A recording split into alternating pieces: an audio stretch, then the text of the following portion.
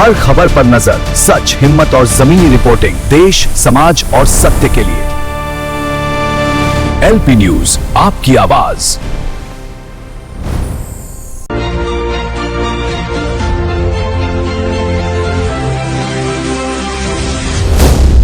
LP news.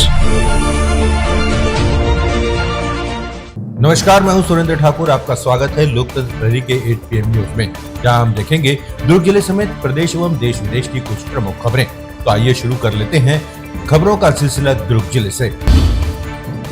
Bhilai में पहली बार national marathon का आयोजन हुआ, जिसमें पूरे शहर का जोश देखने को मिला। देश भर से आए खिलाड़ियों ने अलग अलग कैटेगरी में दौड़ लगाकर अपनी फिटनेस का प्रदर्शन किया। सुबह से ही जयंती स्टेडियम में लोगों की भीड़ उमड़ पड़ी और जुम्बा से माहौल पूरी तरह फिटनेस में हो गया। इस आयोजन में कुल 8 लाख रुपए के पुरस्कार वितरित किए गए। 21 किलोमीटर की रेस में विजेता खिलाड़ियों ने युवाओं से नशे से दूर रहने और खेल से जुड़े रहने की अपील की। बीएसपी द्वारा आयोजित यह मैराथन अब हर साल आयोजित की जाएगी, जिससे फिट इंडिया मिशन को नई ताकत मिल सके। केंद्रीय महिला एवं बाल विकास राज्य मंत्री सावित्री ठाकुर छत्तीसगढ़ के दुर्ग जिले के दौरे पर रहीं। इस दौरान उन्होंने भाजपा जिला कार्यालय में आयोजित महिला संवाद कार्यक्रम में हिस्सा लिया और प्रधानमंत्री नरेंद्र मोदी के विजन 2047 के बारे में जानकारी दी। मंत्री सावित्री ठाकुर ने महिला सशक्तिकरण, बाल विकास और सामाजिक कल्याण से जुड़ी योजनाओं पर चर्चा करते हुए कहा कि केंद्र सरकार समाज के हर वर्ग के विकास के लिए काम कर रही है। कार्यक्रम में वरिष्ठ भाजपा नेत्री सरोज पांडे सहित कई नेता और कार्यकर्ता मौजूद रहे। रायभट्टी थाना क्षेत्र में लिव इन रिलेशनशिप में रह रही 35 वर्षीय रजिंदर कौर की संदिग्ध हालत में मौत हो गई। बताया जा रहा है कि वह अपने पार्टनर राजा नाथ के साथ शराब पी रही थी, तभी अचानक उसकी नाक से खून निकलने लगा और हालत बिगड़ गई। परिजनों का आरोप है कि दोनों के बीच अक्सर विवाद होता था और महिला के शरीर पर चोट के निशान भी दिखते थे। मामले की जानकारी मिलने के बाद पुलिस ने केस दर्ज कर लिया है और पोस्टमार्टम रिपोर्ट का इंतजार कर रही है। पुलिस का कहना है कि रिपोर्ट आने के बाद ही मौत के असली कारणों का खुलासा हो सकेगा। दुर्ग में तेज रफ्तार बाइक एक सड़क किनारे खड़ी लकड़ी से भरी गाड़ी से टकरा गई, जिसमें बाइक सवार की मौके पर ही मौत हो गई। मृतक की पहचान बालोद निवासी 50 वर्षीय विनोद यादव के रूप में हुई है, जो अपनी बेटी के घर से लौट रहे थे। हादसा पाटन थाना क्षेत्र के ग्राम धूमा मर्रा के पास हुआ।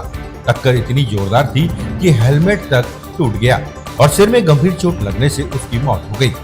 पुलिस ने शव को पोस्टमार्टम के लिए भेज दिया है और पूरे मामले की जांच शुरू कर दी है।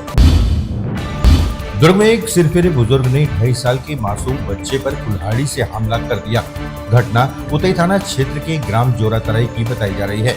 इस हमले में मासूम गंभीर रूप से घायल हो गया, जिसे अस्पताल में भर्ती कराया गया है, जहां उसकी हालत चिंताजनक बनी हुई है। बताया जा रहा है कि बच्चा पड़ोसी के घर खेल रहा था, तभी आरोपी बुजुर्ग परदेशी देवांगन ने उसे खेलने से मना किया। बच्चे के नहीं मारने पर आरोपी ने उस पर कुल्हाड़ी से हमला कर दिया। सूचना मिलते ही उतई थाना पुलिस मौके पर पहुंची और आरोपी बुजुर्ग को हिरासत में ले लिया। फिलहाल पुलिस पूरे मामले की जांच कर रही है।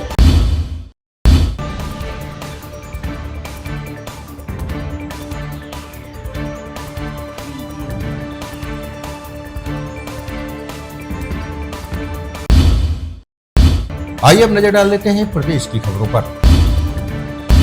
केंद्रीय गृह मंत्री एवं सहकारी मंत्री अमित शाह छत्तीसगढ़ दौरे पर रायपुर पहुंचे। एयरपोर्ट पर मुख्यमंत्री विष्णुदेव साय और मंत्रियों ने उनका भव्य स्वागत किया। 3 दिवसीय प्रवास के दौरान अमित शाह राज्य की आंतरिक सुरक्षा, विकास और प्रशासनिक मुद्दों पर अहम बैठक में हिस्सा लेंगे। रायपुर में वामपंथी उग्रवादी पर सुरक्षा समीक्षा बैठक होगी। वहीं छत्तीसगढ़ @25 शिफ्टिंग द लैंस राष्ट्रीय कॉन्क्लेव में भी वे शामिल होंगे। इसके बाद 9 फरवरी को वे बस्तर दौरे पर रहेंगे और बस्तर पंडुम 2026 के समापन समारोह में मुख्य अतिथि बनेंगे। कोरबा नगर निगम की बालको जोन अंतर्गत वार्ड क्रमांक 47 और 39 में 2 करोड़ 17 लाख रुपए की लागत से विभिन्न विकास कार्यों का लोकार्पण एवं भूमि पूजन किया गया। प्रदेश के वाणिज्य, उद्योग, श्रम, आबकारी एवं सार्वजनिक उपक्रम मंत्री लखनलाल देवांगन और महापौर संजू देवी राजपूत ने सामुदायिक भवन, आंगनबाड़ी भवन, सड़क, नाली और पाइपलाइन विस्तार कार्य का शुभारंभ किया।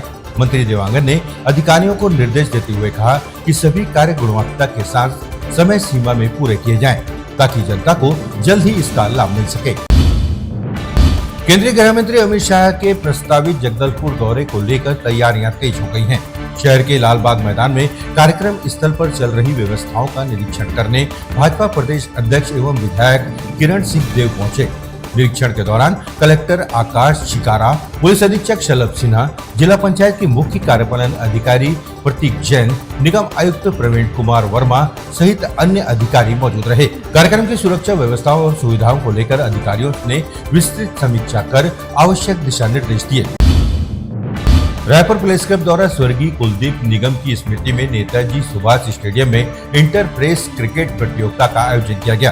कार्यक्रम में महिला एवं बाल विकास तथा समाज कल्याण मंत्री लक्ष्मी राजवाड़े शामिल हुई और खिलाड़ियों का उत्साहवर्धन किया। उन्होंने कहा कि अच्छे शारीरिक और मानसिक स्वास्थ्य के लिए खेल अत्यंत जरूरी है और ऐसे आयोजन आपसी सहयोग, टीम भावना और सकारात्मक ऊर्जा को मजबूत करते हैं। इस प्रतियोगिता में पत्रकारों की कई टीम ने भाग लिया और खेल भावना के साथ रोमांचक मुकाबले हुए। जगदलपुर के लामनी पार्क के पास स्थित सरगी पाल लकड़ी डिपो में शनिवार की शाम अचानक आग लग गई। देखते ही देखते आग तेजी से फैल गई और लकड़ी के 60 ढेर जलकर खाक हो गए। सूचना मिलने पर फायर ब्रिगेड और एसडीआरएफ की टीम मौके पर पहुंची और 4 दमकल वाहनों की मदद से घंटों की मशक्कत के बाद आग पर काबू पाया। इस हादसे में लगभग 7 लाख रुपए की लकड़ी जलने की बात सामने आई है। आग लगने के कारणों की जांच की जा रही है। मौके पर टूटे तार मिलने की भी जानकारी मिली है।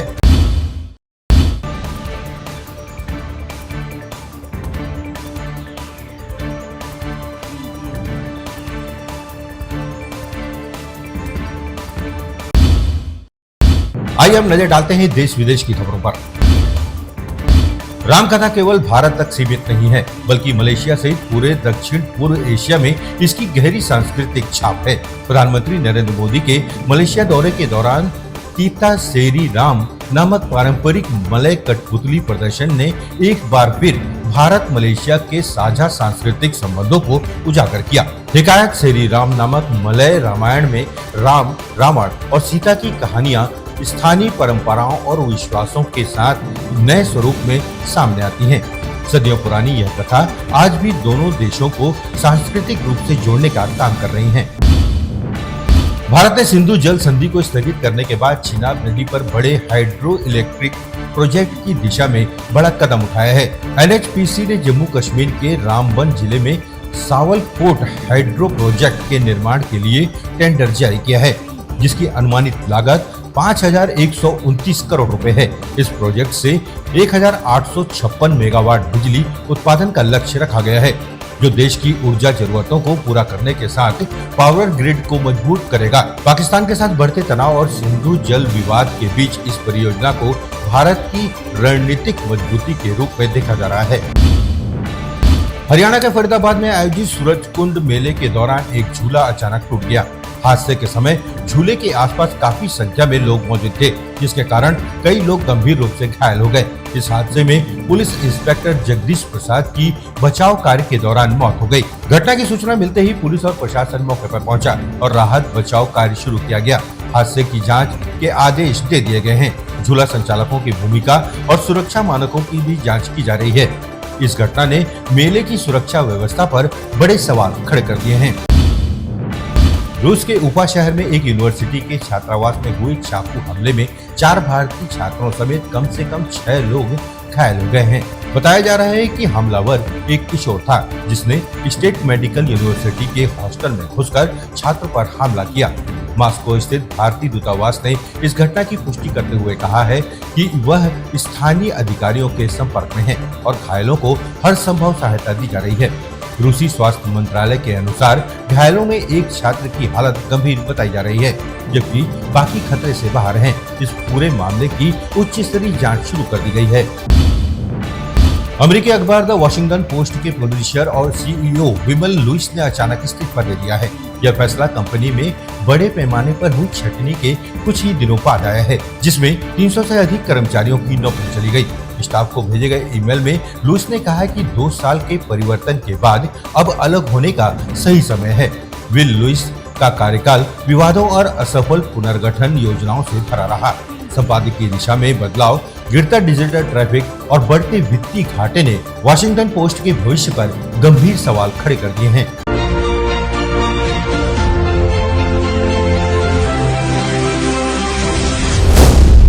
LP News.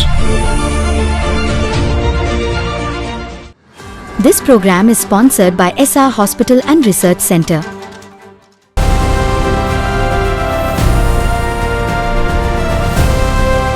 हर खबर पर नजर, सच, हिम्मत और जमीनी रिपोर्टिंग, देश, समाज और सत्य के लिए। LP न्यूज, आपकी आवाज।